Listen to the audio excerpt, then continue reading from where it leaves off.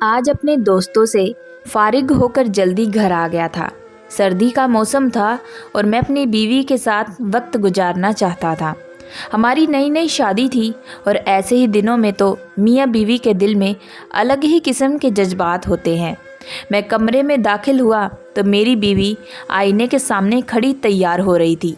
मैं सादगी में ही कयामत ढा रही थी और इस वक्त तो हुस्न की मूरत मालूम हो रही थी। रात के उस पर तैयार होता देखकर मुझे लगा कि शायद इसके दिल में मेरे जैसे ही जज्बात उठ रहे हैं। मैंने अपनी बीवी को कसकर अपने बाजू में जकड़ लिया। मैं इस पर अपनी मोहब्बत और जज्बात लुटाना चाहता था, लेकिन वह अचानक ही खुद को मुझसे छुड़वा कर वह पीछे हट गई और कहने लगी कि इस मौसम में बाबा के जिस्म में बहुत दर्द होता है। वह बेचारे तो अपने कमरे में बाहर भी नहीं आते। मैं पहले उनके पास जाकर कमर दबा दूं, फिर आपके पास वापस आती हूँ। मेरे दिल में उभरते जज्बात मुझे गवाही नहीं दे रहे थे कि मैं उसे कमरे से बाहर जाने दूं, लेकिन मेरे ही बाबा की खिदमत के लिए तो जाना चाहती थी, तो फिर मैं इसे कैसे रोक सकता था। मेरी बीवी कमरे से निकल गई और मैं हसरत भरी निगाहों से उसे देखता रहा।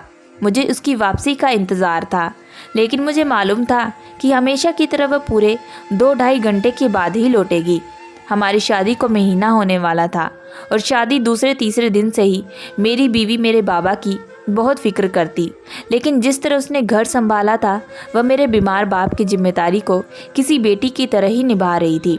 मैं हैरान रह गया था कि कभी कभी तो मुझे अपनी पसंद पर नाज होने लगता। माया ने मेरी बहन को पूरी तरह गलत साबित कर दिया, क्योंकि मेरी बहन को लगता था कि इस कदर कम उम्र लड़की कभी घर गृहस्थी नहीं संभाल पाएगी। पूरे 3 घंटे के इंतज़ार के बाद माया वापस कमरे में आई और उसके चेहरे पर एक अजीब सी खुशी नज़र आ रही थी। मैं उसका इंतज़ार करते करते थक गया और वह बहुत ही सुकून से कमरे में आई थी। ऐसा लग रहा था जैसे उसे मेरी बेकरारी का एहसास न हुआ हो। पता नहीं क्यों मुझे उसके रवैये पर हमेशा अजीब लगता। मुझसे ज़्यादा मेरे बाबा पर तवज्जो देती और इस वक्त मुझे ये बात अच्छी नहीं लगती थी, क्योंकि मैं अपने दोस्तों को छोड़कर इसके पास वापस घर आया था और उसने बाबा की खिदमत में पूरे 3 घंटे गुजार दिए। वह जैसे मेरे करीब आकर बैठी, मैंने करवट बदल कर आँखें बंद कर ली। मैं जताना चाहता था कि मैं उससे नाराज़ हूँ। माया मेरे बालों पर हाथ फेरती हुई उससे खेल करने लगी कि बाबा के पैरों में बहुत दर्द था और तेल की मालिश में लग गई थी। वह जैसे मेरे करीब आई, मेरा गुस्सा झाग की तरह बैठ गया। अगली रात मैं घर से बाहर निकला क्योंकि ठंड बहुत ज़्यादा पड़ रही थी। मेरा छोटा भाई मूंगफली लेकर आया था। उसने ही सबके लिए कॉफ़ी भी बनाई थी। वह भी माया की बहुत इज्जत करता और अक्सर ही माया के साथ घर के कामों में हाथ बटाता। उन दोनों के बीच बातचीत न होने के बराबर थी। मुझे यकीन था कि कुछ अरसे में ही उन दोनों का रिश्ता भी ठीक हो जाएगा, क्योंकि मेरा भाई अपने तौर पर माया से दोस्ती करने की हर मुमकिन कोशिश कर रहा था। वह उसके लिए बाजार से खाने पीने के लिए बहुत सी चीज़ें लाने लगा। कॉफ़ी पीकर मूंगफली खाने के बाद मेरा भाई अमन अपने कमरे में चला गया। तब मैंने बड़े प्यार से माया से कहा कि आज वह कमरे से बाहर ना जाए और मेरे साथ ही वक्त गुजारे। मेरी बात सुनकर माया एकदम ही परेशान हो गई। कहने लगी कि नहीं, कि बाबा मेरा इंतज़ार कर रहे होंगे, उन्हें अब मेरी आदत हो गई है। मैंने गुस्से से माया से कहा कि तुम्हारे आने से पहले भी उन्हें जिस्म दर्द होता और वैसे ही वह दवाई खाकर सो जाया करते। तुमने ही हर रात उनके पाँव दबा दबा कर उन्हें आदत डाल दी है। अब अगर एक रात नहीं जाओगी तो क्या फ़र्क पड़ जाएगा। माया कहने लगी, ये आप कैसी बातें कर रहे हैं, वह आपके सगे बाप है। आपको तो सुबह एक बार उनके कमरे का चक्कर लगाना चाहिए और बाकी सारा वक्त वह बेचारे बिस्तर पर अकेले पड़े रहते हैं। अगर मैं उनकी थोड़ी सी खिदमत कर लूँगी तो क्या फ़र्क पड़ेगा। आपकी माँ तो गुज़रे साल हो चुके हैं और ऐसे में आपके बाबा को भी किसी सहारे की ज़रूरत है। मैं कुछ वक्त उनके साथ गुजारती हूँ तो वह खुश हो जाते हैं। मैंने गुस्से से माया से कहा कि अगर एक रात नहीं जाओगी तो कोई फ़र्क नहीं पड़ेगा, लेकिन इस वक्त मेरी हैरत की इम्तिहान न रही जब मेरी इस कदर कहने के बावजूद भी माया ये कहकर कमरे से चली गई कि वह जल्दी लौट आएगी। शायद उसे लगता था कि मैं हमेशा की तरह आज भी उसके प्यार में पिघल जाऊंगा, लेकिन आज मैं पिघलने वाला नहीं था। मुझे एहसास दिलाना था कि मेरा वजूद उसके लिए अहम होना चाहिए। मेरा गुस्से से बुरा हाल था। और मैं सारे कमरे में टहल रहा था। मेरी बीवी को ना ही मेरे जज्बात का एहसास था और ना ही मेरे गुस्से का। उसे तो मेरे बाप की सेवा में मेरी नाराज़गी से ज़्यादा प्यार था। मुझे एक पल के लिए भी चैन नहीं आ रहा था। मैंने इरादा कर लिया कि मैं भी अपने दोस्तों में चला जाता हूँ। क्या ज़रूरत है ऐसी बीवी के लिए खुद को परेशान करने की। अक्सर तो मेरे दोस्त भी मेरे से पूछते कि तेरी शादी को अभी महीना नहीं हुआ और तेरी बीवी तुझे इतनी आसानी से दोस्तों के पास कैसे आने देती है। लेकिन मैं उनसे सीना चौड़ा करके कह देता कि मेरी बीवी बहुत समझदार है। लेकिन दिल ही दिल में ये सोचता कि माया को कभी मेरी रात का देर तक बाहर रहने पर एतराज़ क्यों नहीं होता। मैंने सोच लिया था कि आज सारी रात मैं दोस्तों में ही गुजार लूँगा। घर से निकलते ही मुझे ख्याल आया कि जब मैं माया को कमरे में नहीं मिलूँगा तो वह परेशान हो जाएगी। मुझे लाख गुस्सा सही, लेकिन मैं उसे इस कदर परेशानी में नहीं डालना चाहता था। वैसे भी शहर के हालात ठीक नहीं थे। मैंने सोचा कि मैं गुस्से में ही बता दूंगा कि मैं बाहर जा रहा हूँ और सुबह लौट कर आऊँगा। इस तरह उसे मेरे गुस्से का अंदाज़ा भी हो जाएगा और अपनी गलती का भी एहसास। जैसे ही मैं बाबा के कमरे में पहुँचा तो अचानक ही मेरे कदम जंजीर हो गए। अंदर से सिर्फ सिसकियों की ही आवाज़ें आ रही थी। माया रो रही थी, लेकिन क्यों? मैं अचानक परेशान हो गया। शायद मेरे गुस्से से या फिर इसके रोकने की वजह से।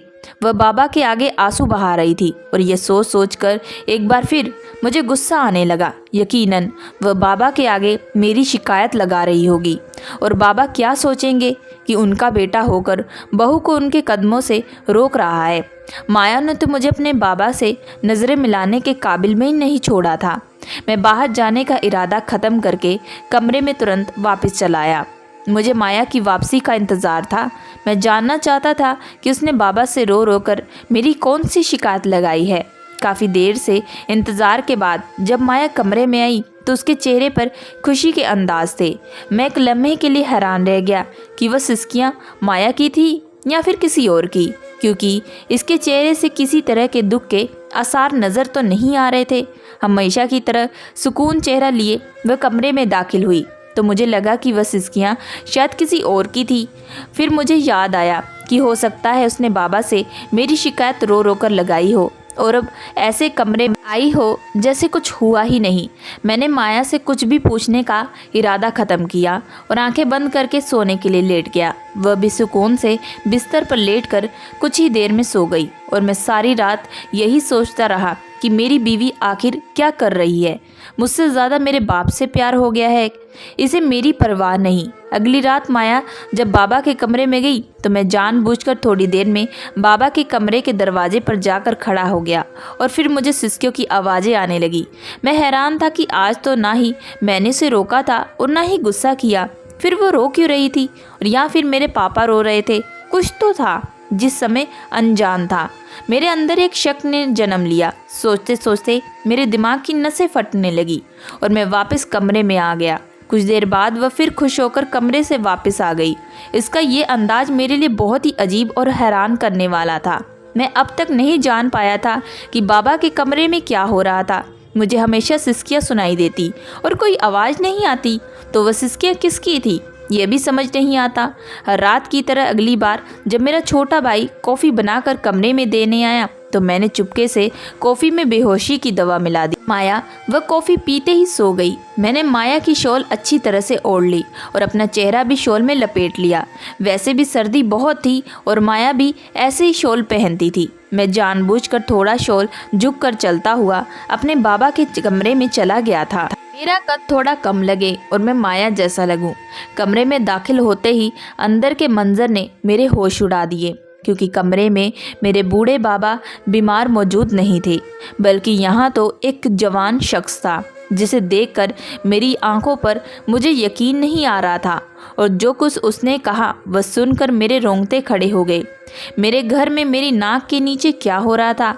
अगर मैं माया की जगह आज कमरे में ना आता तो इस घिनौने सच से शायद कभी वाकिफ़ ना हो पाता। ये जानकर आपके सर पर भी आसमान गिर पड़ेगा। आखिर मेरी बीवी रोज़ाना रात को मेरे बाबा के कमरे में क्यों जाती और वह सिसकियाँ किसकी थी? मेरा नाम अमन था। मैंने माया से अपने पसंद की शादी की। मेरी उम्र उसके मुकाबले बहुत ज़्यादा थी। मैं 30 साल का था और वह सिर्फ 18 साल की थी। मैंने उसे ऑफिस जाते हुए बस में देखा और पहली ही नज़र में मेरे दिल में समा गई। मेरी पहली नज़र उसके चेहरे पर पड़ते ही मुझे लगा कि वह बहुत अच्छी लड़की है। आखिर यही है जिसकी वजह से आज तक मैंने शादी नहीं की। मेरी माँ के मौत को जमाने बीत गए और बहन की शादी के बाद हर दिन मेरी बहन ने मुझे इस बात के लिए जोर डाला कि शादी करके घर में किसी औरत को ले आओ ताकि मुझे और बाबा को कोई परेशानी ना हो। लेकिन हजारों लड़कियों की तस्वीर देखने के बावजूद भी मुझे कोई पसंद ना आई। मेरी बहन ने तंग आकर लड़की ढूंढने का काम छोड़ दिया और मैं भी सुकून से आकर बैठ गया। लेकिन मुझे लगा कि यह वही लड़की है जिसे मैं अपना हमसफ़र बनाना चाहता हूँ। लेकिन ना ही मुझे उसका नाम मालूम था और ना ही पता।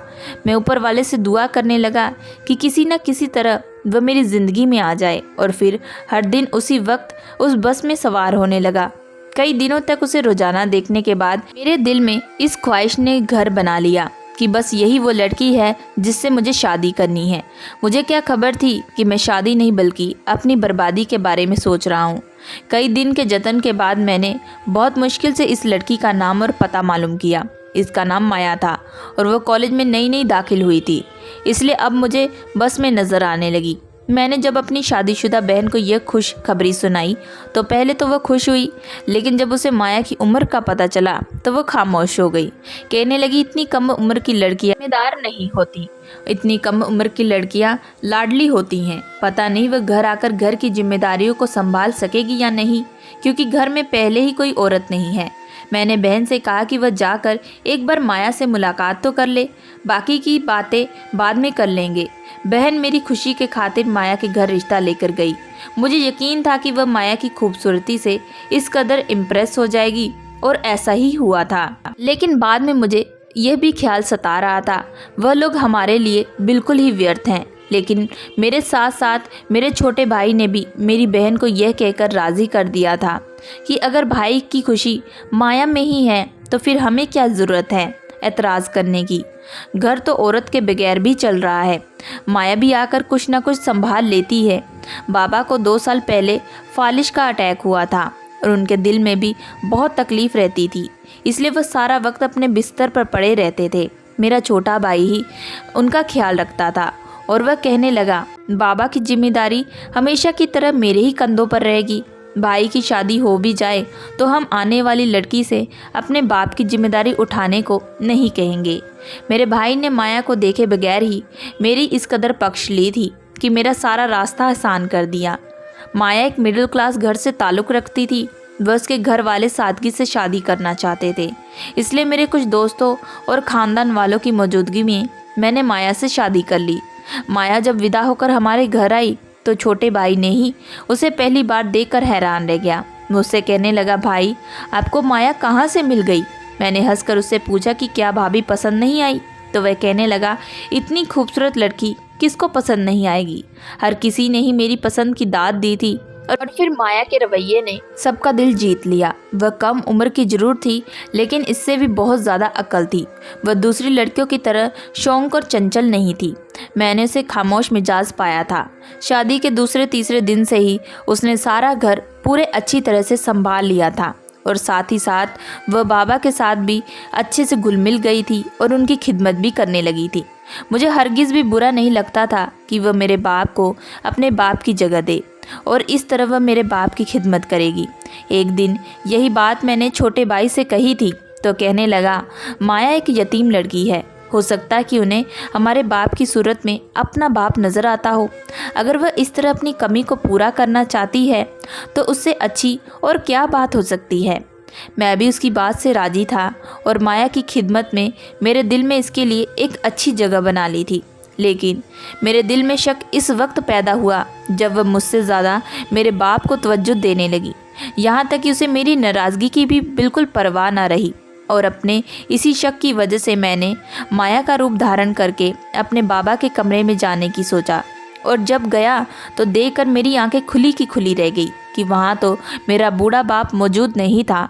मेरा बाबा जब फालिज के मरीज़ हुए थे तो मेरा छोटे भाई ने ही बाबा की देखभाल अपने जिम्मे में ले ली और इसलिए बाबा ने अपने कमरे के दरमियान एक दरवाज़ा बना लिया ताकि रात बिरात वह आसानी से उन पर नज़र रख सके। उस दरमियान दरवाज़ा खुला हुआ था और बाबा की जगह बिस्तर पर मेरा छोटा भाई था। जैसे ही मैं कमरे में दाखिल हुआ वह मुझे देखकर कहने लगा, आओ मेरी जान, बड़ी देर लगा दी, तब से तुम्हारा इंतज़ार कर रहा हूँ। मेरा सारा जिस्म दर्द से टूट रहा है और मेरे दर्द को दूर कर दो। तुम ही तो हो जो मेरी सारी तकलीफ़ों को मिटा सकती हो। मगर आज की रात रोने की ज़रूरत नहीं है, मैं तंग आ चुका हूँ तुम्हारे रोने से। रोज़ तुम्हें समझाता हूँ रोने से कुछ नहीं होगा, मगर तुम हो कि समझती नहीं हो। आज मेरा मूड बहुत अच्छा है, अच्छे से मेरी खिदमत करना, वरना तुम्हें मालूम है ना कि मैं क्या कर सकता हूँ। तुम्हें कहीं का मुंह दिखाने के लायक नहीं छोड़ूंगा। और वह तुम्हारा पति जो तुम्हारी खूबसूरती पर मरता है, उसे तुम्हारे वजूद से घिन आने लगेगी। चलो अब तुम मोहब्बत से मेरे कदमों में बैठ जाओ और मेरे पैरों पर तेल की मालिश करो। तुम्हारे पति को लगेगा कि तुम बाबा के साथ बात करके आई हो। बाबा जो नींद की दवाई लेकर मेरे कमरे में गहरी नींद में सो रहे हैं। जल्दी से मुझे खुश कर दो ताकि वापस अपने पति के पास जा सको। उसकी बात सुनकर मेरे कदमों तले ज़मीन निकल गई थी। मैंने जैसे ही शॉल हटाई तो छोटा भाई जो बड़ा आराम से लेटा हुआ था उठकर बैठ गया। उसने कभी सोचा भी नहीं था कि मैं कमरे में चला आऊँगा। मैं शुरू से ही बाबा के कमरे में बहुत कम जाया करता और ये बात उसे अच्छी तरह मालूम थी। मेरा मिजाज बाबा से मिलता नहीं था और ना ही किसी बात पर हमारे बीच झगड़ा हो जाता, इसलिए मैं बाबा के कमरे में आने से परहेज करता और इसी बात का फ़ायदा मेरा छोटा भाई उठा रहा था। मैंने गुस्से से छोटे भाई का कॉलर पकड़ा और कहा कि अब मुझे तुम सच सच बताओ कि यहाँ पर यह सब क्या चल रहा है। वह घबरा गया, कहने लगा कि आपकी बीवी आपकी बढ़ती हुई उम्र की वजह से आपको पसंद नहीं करती और वह मुझ जैसे जवान मर्द के साथ वक्त गुजारना पसंद करती है। उसकी बात सुनकर मैं हक्का बक्का रह गया। ये कैसे मुमकिन था? माया ने तो आज तक मुझ पर अपनी बेपनाह मोहब्बत निछावर की थी, फिर वह मुझसे कैसे धोखा दे सकती है? मेरा छोटा भाई हकलाते हुए कहने लगा कि यही सच है भाई, आप यकीन करें या ना करें, माया ने ही मुझे मजबूर किया था कि मैं उसके फ़ायदे को पूरा कर दूं। मैंने एक जोरदार थप्पड़ उसके चेहरे पर लगा दिया और उसे कहा कि तुम किस बात पर उसे ब्लैकमेल कर रहे हो, ये बताओ। मैंने खुद अपने कानों से सुना है कि तुम उसे धमकियां दे रहे हो। मेरा एक थप्पड़ उसके लिए काफ़ी था। मैं उसका बड़ा भाई था और मेरा रौब ज़्यादा था। उसने एकदम सच मेरे सामने उगल दिया और जो कुछ उसने बताया मैं जानकर हैरान रह गया। वह कहने लगा, जब माया 9 क्लास में थी तो उसका मेरे दोस्त के साथ चक्कर चल गया था। वह दोनों छुप छुप कर मिला करते, लेकिन फिर एक दिन माया की माँ के हाथों पकड़े गए। माया की माँ ने मारपीट करके यह मामला ख़त्म कर दिया, लेकिन मैं माया को पहचानता था और इस बात से वाकिफ़ था कि वह मेरे दोस्त की पुरानी माशूक रह चुकी है। इसलिए जब शादी के दिन मैंने उसे देखा तो आपसे सवाल भी पूछा था कि आपको माया कहाँ से मिल गई है। माया जवान थी और खूबसूरत भी। मेरा दिल इस पर आ गया था, इसलिए मैंने इसे ब्लैकमेल किया कि अगर वह मेरे साथ वक्त ना गुजारेगी तो मैं आपको उसके बारे में बता दूंगा। वह कम उम्र की थी, इसलिए मेरी धमकियों में आकर डर गई और हर रात मेरे साथ कुछ घंटे बाबा के नाम पर गुजारने लगी। लेकिन हर रात ही वो सिसक सिसक कर रोती रहती और कहती थी कि मैं उसे वक्त दूं और ये सिलसिला ख़त्म कर दूं, क्योंकि मैं आपको धोखा नहीं देना चाहती। मैं हर रात यही कहता कि वह आज की रात आखिरी है, तुम कुछ घंटे गुजार लो और फिर कल कमरे में ना आना। जब वह मेरी बातों में आ जाती तो फिर वह बाहर खुशी खुशी कमरे में चली जाती कि अब उसकी जान छूट गई। लेकिन अगले दिन जब मैं कॉफ़ी देने के लिए आपके कमरे में आता तो उसे चुपके से इशारा करके बाबा के कमरे में आने को कह देता और मजबूर होकर वह मेरे पीछे पीछे चली आती। फिर वह मेरे कदमों में बैठकर रोने लगती कि मैं ये सिलसिला ख़त्म कर दूं। लेकिन फिर मैं उसे वही कहता कि बस आज की रात आखिरी है। मुझे माया के साथ सुकून मिलता था और मैं इस खेल को ख़त्म नहीं करना चाहता था। लेकिन हर रात इस तरह भरोसा दिलाकर मैं उसे वापस भेज देता कि वह सुकून से होकर कमरे से निकले और आपको कभी शक ना हो। उसकी बातों ने मुझे हिला कर रख दिया था। वह किस तरह मेरी कम उम्र बीवी को बेवकूफ़ बना रहा था। मेरी बीवी ने तो उसके दोस्त के साथ नादानी की उम्र में चक्कर चलाया था, लेकिन वह तो एक समझदार और जवान मर्द था, कैसे ऐसी घटिया हरकत कर सकता था। मुझे अफसोस था कि वह मेरा छोटा भाई है। मैंने 2 और थप्पड़ उसके मुंह पर जड़ दिए और उसे कहा कि अब वह इस घर में नहीं रह सकता। बेहतर है कि वह सुबह होने से पहले अपना सामान बांधे और अपना ठिकाना कहीं और ढूंढ ले, वरना मैं उसकी यह घटिया हरकत बाबा और बहन को बता दूंगा। उसका सर शर्म से झुक गया था, क्योंकि मैंने उसका यह रूप आज खुद देख लिया था। मेरे मजबूर करने पर वह अपना सामान बांधकर सुबह होने से पहले ही घर से निकल गया था सुबह जब माया नींद से उठी तो मैंने मुस्कुराकर उसके माथे को चूम लिया और नई सुबह मुबारक कहकर हैरान कर दिया। दोस्तों, मैं आशा करती हूँ कि आप लोगों को ये कहानी पसंद आई होगी। अगर आप लोगों को ये कहानी पसंद आई है तो प्लीज़ हमारे चैनल को लाइक एंड सब्सक्राइब जरूर करिएगा एंड बेल आइकन का बटन जरूर दबाइएगा।